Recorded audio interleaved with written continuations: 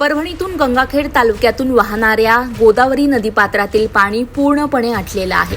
उघड्या पडलेल्या वाळूचा उपसा करण्यासाठी दिनांक 18 मे रोजी शनिवारी भर दिवसा वाळू तस्करांनी ट्रॅक्टरसह असंख्य कामगार घेऊन नदीपात्रात अक्षरशः धुडगूस घातला।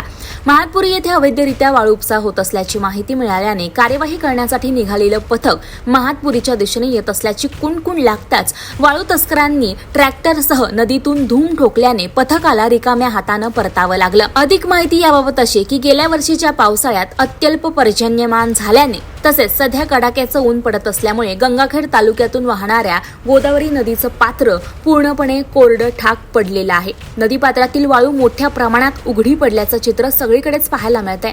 तालुक्यातील धारासूर शिवारातील खडका बंधाऱ्याच्या पाहित्यापासून ते मैराळ, सावंगी, गौडगाव, चिंचटाकळी, आनंदवाडी, खळी, महातपुरी, दुसलगाव शिवारातील मुळी बंधारा, भांबरवाडी, मुळी, धारखेड, गंगाखेड शहर, रेल्वे पुलाच्या खालील बाजूने आणि झोळा तसेच पिपरी, नागठाणा तसेच मसला शिवारापर्यंत गोदावरी नदीपात्रातील खुल्या झालेल्या वाळूचा उपसा करण्यासाठी वाळू तस्करांमध्ये एक प्रकारची स्पर्धाच लागल्याचं पाहायला मिळत आहे।